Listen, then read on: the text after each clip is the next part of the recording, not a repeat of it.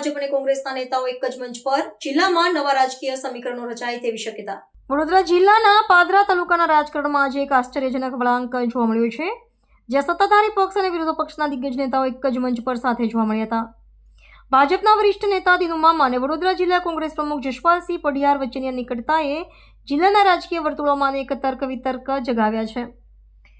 લાંબા સમય બાદ પરસ્પર વિરોધી વિચારધારા ધરાવતા બંને નેતાઓના એક જ સુર સંભળાતા આગામી સમયમાં પાદરાના રાજકારણમાં મોટા ફેરફારો થવાના ઇંધાણ વર્તાઈ રહ્યા છે.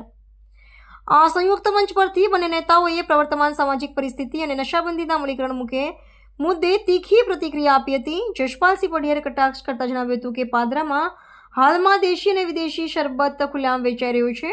વધુમાં તેમણે ઉમેર્યું હતું કે શાસકોની બેદરકારીને કારણે નશાનું દૂષણ એટલું વકર્યું છે કે જે વ્યક્તિ વ્યસન નથી કરતી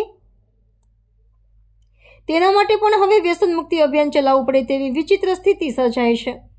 ભાજપના નેતાની હાજરીમાં જ વિરોધ પક્ષના પ્રમુખ દ્વારા કરવામાં આવેલા આવા પ્રહારોએ વહીવટીતંત્રની કામગીરી સામે ગંભીર પ્રશ્નો ઊભા કર્યા છે.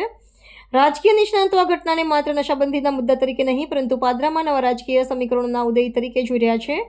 ભાજપના પૂર્વ ધારાસભ્ય અને કોંગ્રેસના પ્રવર્તમાન પ્રમુખનું એક સાથે આવવું તે શાસક પક્ષના સ્થાનિક સંગઠન માટે ચિંતાનો વિષય બની શકે છે.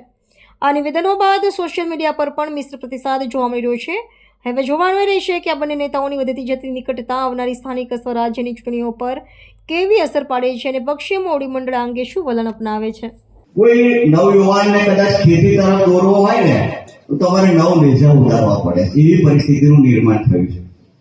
હાલમાં જે પરિસ્થિતિઓ ચાલી રહી છે, હમણાં પ્રવેશીએ પણ કીધું કે ધીમે ધીમે ખેતી ન થવાને કારણે અમુક લોકો વ્યસન તરફ પણ વળ્યા છે. તો વ્યસન તરફ પણ ના વળે એના માટે પણ વ્યસન મુક્તિનું પણ અભિયાન શરૂ કરવાની જરૂરિયાતો ઊભી થઈ છે. તો અત્યારે જે ગામે ગામ જે પરિસ્થિતિનું નિર્માણ થયું છે, છૂટથી સરબતો મળતા થઈ ગયા છે. એટલે એ છૂટથી સરબતો મળે છે, હવે તો ઇંગ્લિશ સરબતો પણ મળતા થઈ ગયા છે. એટલે એના માટે ગામના જાગૃત નાગરિકો દ્વારા એ સરબતો ગામમાં બંધ થાય એના પ્રયત્નો કરવા જોઈએ.